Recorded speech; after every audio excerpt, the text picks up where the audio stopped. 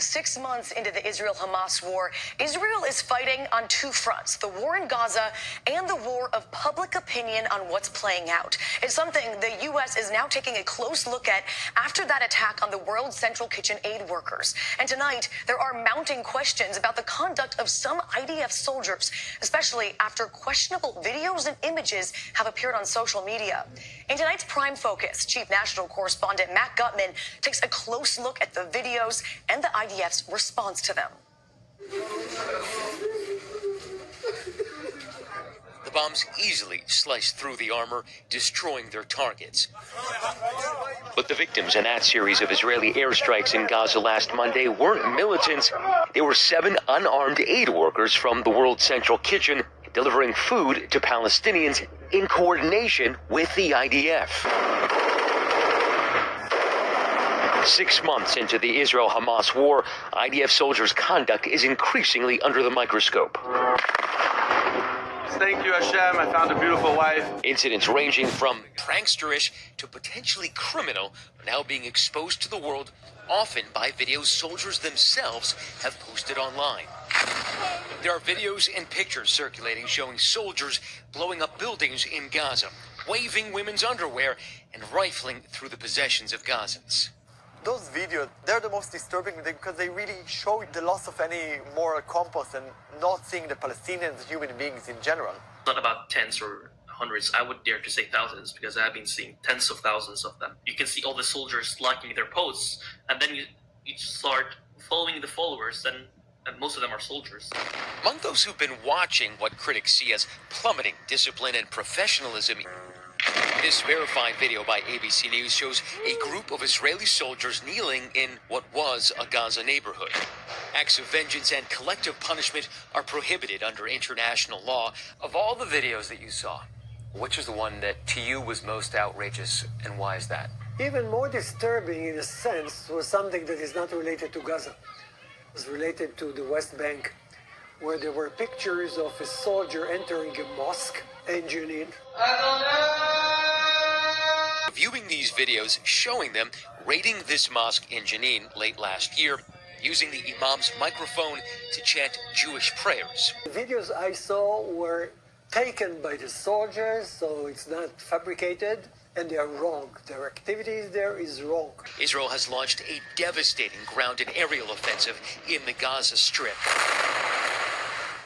We've seen it with our own eyes in Gaza City, with bullets whistling past, and in the south in this bulldozed cemetery near Khan Yunis. So you can hear some pretty significant machine gun fire. We don't know if anything is incoming, but you hear 2 different kinds of munitions. You hear explosions on the other side. The fighting here is still pretty active. More than 33,000 Palestinians have been killed. Some 1.7 million have been displaced, according to the UN Population Fund. Vast parts of the Gaza Strip now uninhabitable. This is the longest war Israel has been in since the state was established in 1948. Tens of thousands of IDF soldiers have been deployed in Gaza. The majority of them reservists, like Leroy Talyar. Talyar is a paratrooper who posted this video. Everything is fine, no problems, no more explosions. What was the thinking behind that video? It was a joke, of course. Did anybody from the IDF say anything to you about it? No, no one has said anything to me about it. His native South Africa has now said it would prosecute dual national soldiers like him if they tried to return to South Africa. The behavior is not limited to the rank-and-file soldiers. In January, a video verified by ABC News shows the demolition of Al-Isra University in Gaza. It was filmed by an IDF drone and posted online by a soldier, and the general who ordered the demolition of this Palestinian institution of higher learning had not been authorized to do so. In November 2024, the International Criminal Court issued arrest warrants against Israeli Prime Minister Benjamin Netanyahu and former Defense Minister Yoav Gallant. The first international criminal warrants were issued for Israeli leaders, and the evidence in the case against Netanyahu and Gallant was gathered by people who have paid a steep price for their work. In 2021, Israel designated 6 Palestinian civil society organizations as terrorist groups, including Al-Haq, Al-Damir, and Defense for Children International in Palestine. organizations that document Israeli abuses. The following year, Israel raided their offices in the occupied West Bank and has obstructed their work since. Sahar Francis says this isn't new. The Israeli occupation forces actually since decades are attacking Palestinian civil society organizations, especially human rights organizations that involved in documenting and collecting evidences about the war crimes. Also in 2021, security researchers found Pegasus, spyware developed by Israel's NSO group, on the phones of Palestinian human rights activists, including Ad-Damir staff. When communications are compromised, evidence being collected and witnesses spoken to are exposed, so organizations change tactics. So most, like all of the organizations, were taking measures of safety, of new technologies as well, in order to protect the data. The pressure wasn't just at the NGO level. Former ICC prosecutor Fatou Bensouda said men came to her home in The Hague after she opened an investigation into Israel's crimes in Palestine. They handed her an envelope of cash, a warning, she says, that they knew where she lives. She says ICC security and Dutch authorities found that a phone number the men left traced back to Israel. Last year, US President Donald Trump sanctioned UN Special Rapporteur Francesca Albanese for her work on Israel's crimes in Palestine, and his administration has sanctioned several ICC officials for investigating crimes by US personnel and allied nationals like Israelis. In June, 64 UN member states called for meaningful consequences for violations against Palestinians, citing the legal record that organizations like Ad-Damir helped build. We have also the obligation not to give up and to continue to bring these cases and to use every opportunity in order to activate and use the system and not allowing the collapse of the system, because collapse of the system will mean that there's no rule of law anymore in the international level, and this would be very dangerous, not just for the Palestinian people rights, but for everyone.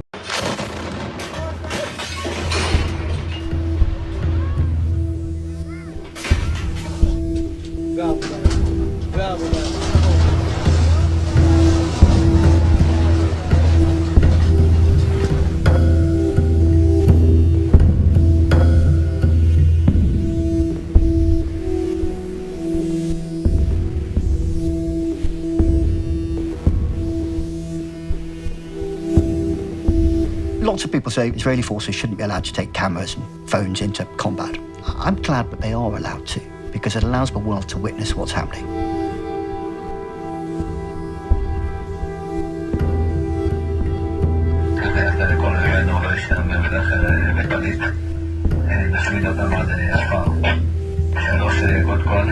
You see huge blocks getting blown up, universities getting blown up.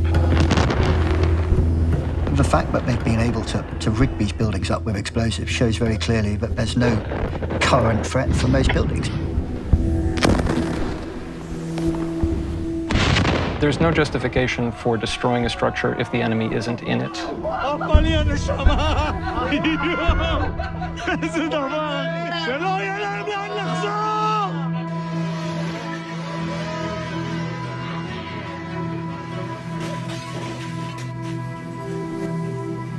The International Criminal Court has jurisdiction to look at precisely these allegations where civilian property has been targeted and where civilian property is being looted.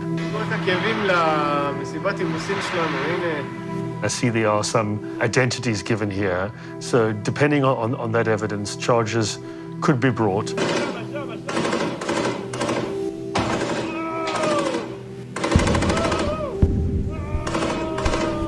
These videos don't show a professional army. They show an army that at times appears to almost completely lack any self-discipline. To the point where one thinks it's not just personal lack of discipline, it's an institutional lack of discipline.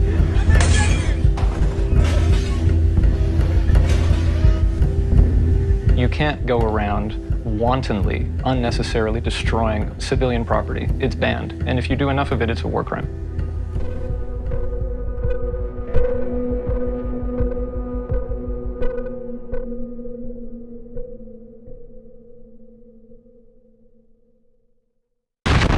The West cannot hide. They cannot claim ignorance. Nobody can say they didn't know.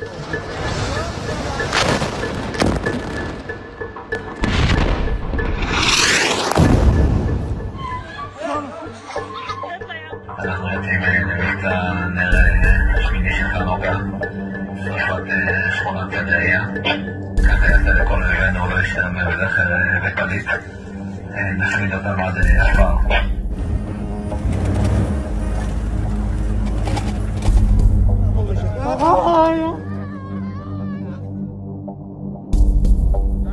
Regarde, je vais montrer son dos, tu vas rigoler, regarde. Ils l'ont torturé, on va le faire parler. Today, when war becomes content creation, They are conducting a genocide now with glee. They're setting their atrocities to music, putting them on catchy reels on TikTok. a new film by Al Jazeera's investigative unit examines the war on Gaza through the social media accounts of the soldiers carrying it out. Social media might not be real life, but through what we post, we curate our own versions of reality, what we want others to see. So what does it tell us when Israeli soldiers are willingly, and in some cases gleefully, posting videos of themselves committing what many experts consider war crimes? This was a crime committed in plain sight. It was a crime that Israeli soldiers posted videos about as they did it. Israeli politicians announced it beforehand. The Israeli public and Israeli media cheered them on.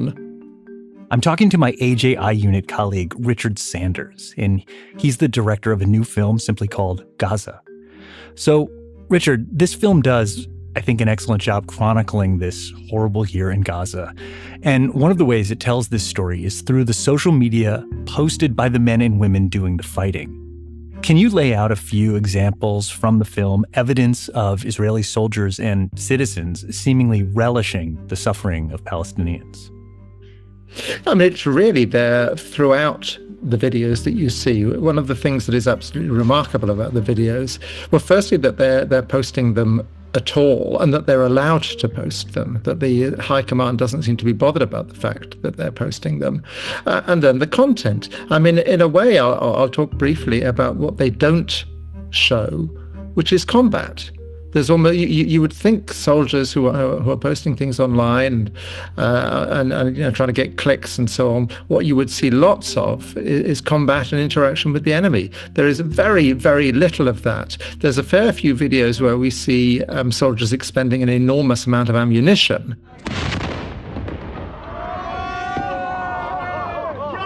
Not terribly clear what they're firing at. And for the most part, it's pretty clear that there's no incoming. Now, there's an awful lot of rhetoric in these videos. There's a lot of contempt for the civilian population. There's a lot of mocking of the civilian population, of their houses, of their possessions, and so on. Where soldiers talk about why they're doing things and the logic of why they're doing things, yes, I mean, revenge just comes through again and again and again, as it does in the rhetoric of Israeli politicians, as it does in Israeli media and in Israeli civilian social media, which were also things we looked at. There's a quote from Yossi Meckelberg that uses the term revenging. From the beginning, it was obviously that in order to restore deterrence, it will respond disproportionately. We can't escape that there was a strong element of avenging and revenging. That vengeance is not only aimed at Hamas, who carried out the attack, but in many cases, the entire civilian population of Gaza. Tell me about this TikTok trend called This Was My Home. Yes, so this happens in the very early weeks of the war. This Was My Home was a song that came out in Israel some time ago now. It was a sort of parody song originally. And it says, this was my home, there's no water, there's no electricity, there's no gas. And it says it also belonged to, and then it runs off a string of Arabic names. Now, clearly that it's mocking Palestinians for the loss of their homes, and Palestinian and Israeli civilians dressed up as caricatures of what they perceive Palestinians to look like, to sing this song. And there were thousands of these online. I'm going through these terrorist houses looking for guns and explosives like we found money. And every single house inside of Gaza, this is what I say, every single, unbelievable. 2 or 3 doors stuffed with the most exotic laundry that you can imagine. Just pile loads of it. Every single house. Stuffed to the brim, look at that. Unbelievable. These naughty, naughty Gazans. Why is it so important for people to see this? Yes, I mean, it's a war crime. It's something called wanton destruction. And we see 2 types of it in the film. You see people just smashing up people's houses. They'll be in someone's living room, they're throwing things at the telly, they're destroying the furniture, they're smashing all the crockery in the kitchen. And this you see again and again and again in the videos. There is then another category, I think it's the most common single category in the videos, which is detonations, explosions.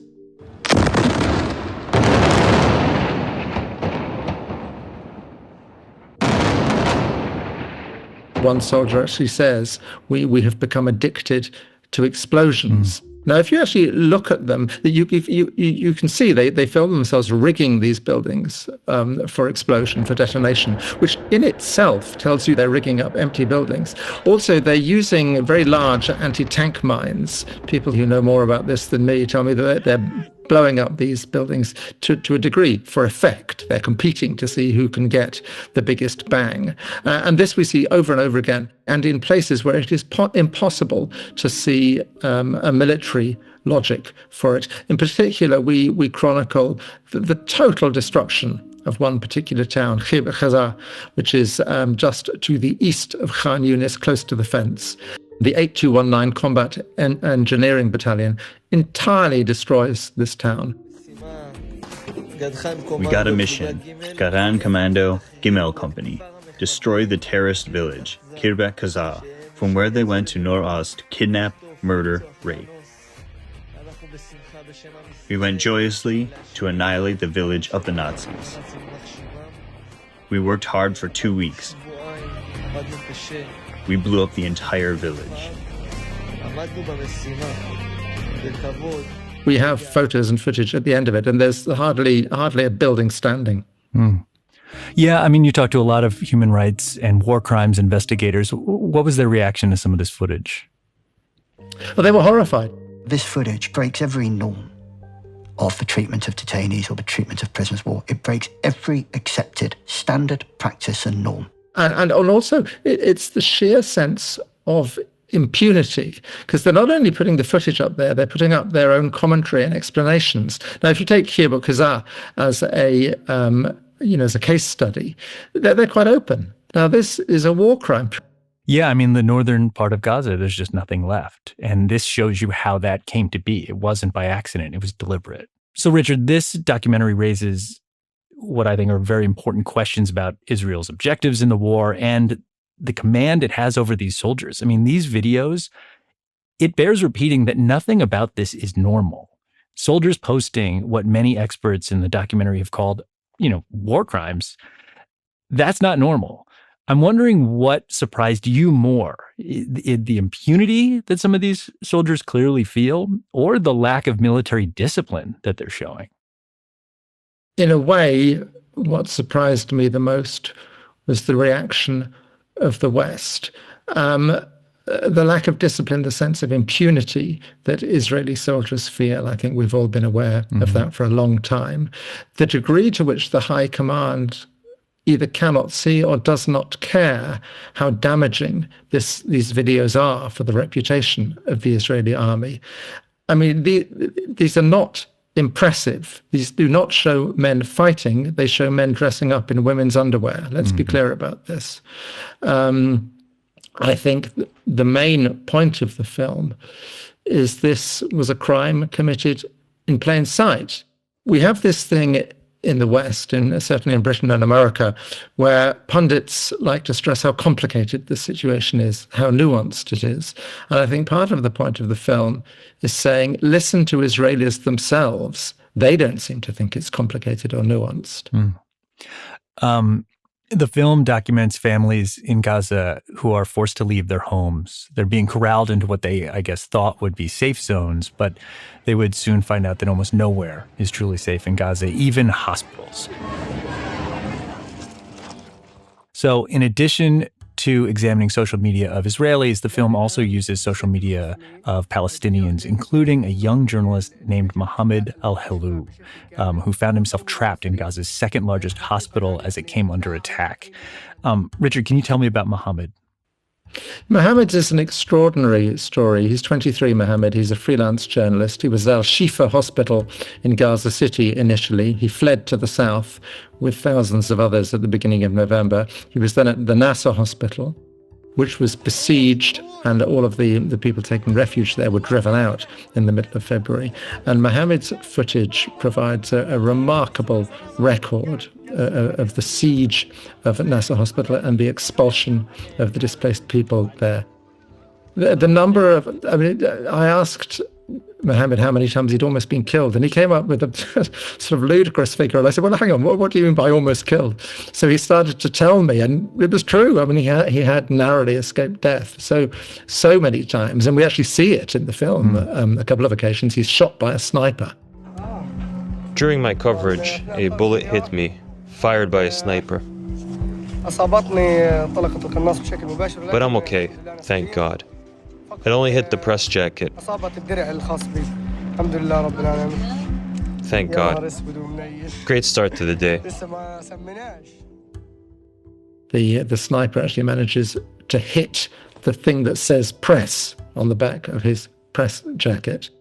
Mohammed eventually escapes further south and eventually leaves the Gaza Strip. The great tragedy with Mohammed is his younger brother, his 15-year-old brother, was killed just last week, which I think for Mohammed, having survived so much himself, is just devastating. At the start, he believed in his vocation. If he just showed the world what was happening to them through journalism, that it would stop and that the world would surely put a stop to it. But we get to watch in the documentary in real time as he kind of loses faith in humanity. I take this video and I can't believe this. This is my friend. He's beside me.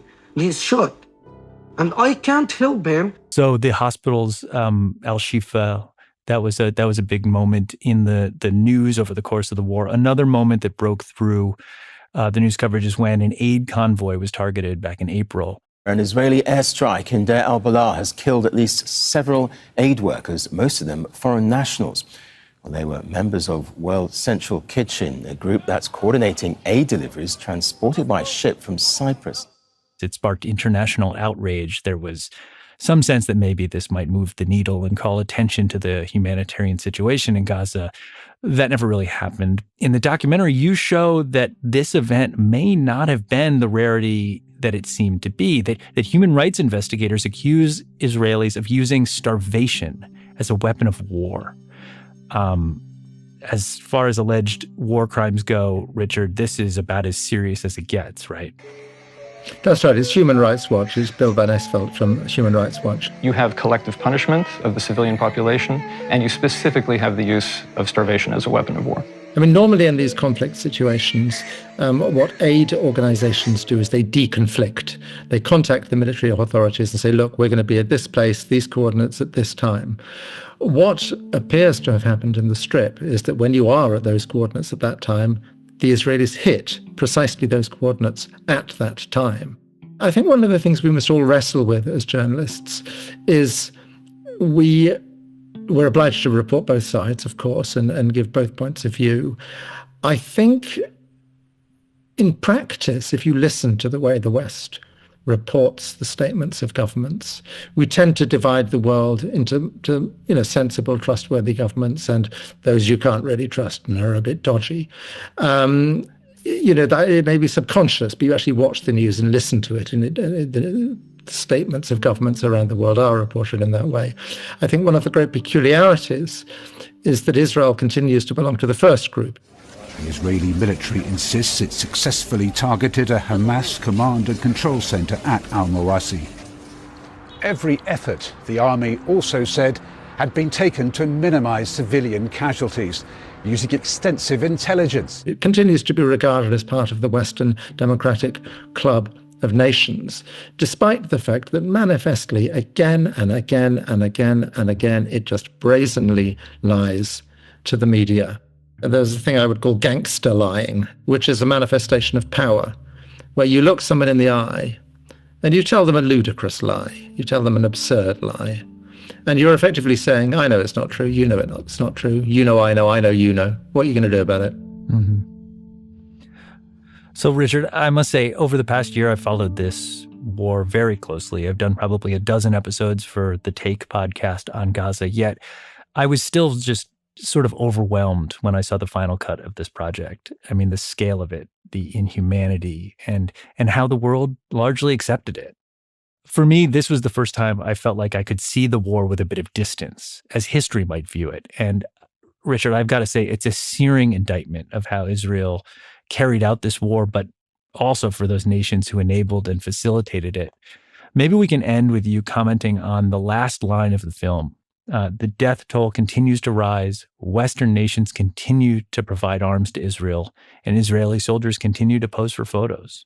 The film is really a j'accuse. The Germans and the Americans, obviously above all, do continue to supply weapons. We look in the film at how the British appear to be providing more subtle forms of assistance. But it's also how the war is reported. It involves a false equivalence. There's the false equivalence, as has been pointed out many, many times, but never taken on board, between an all-powerful occupying power and a prostrate, powerless people.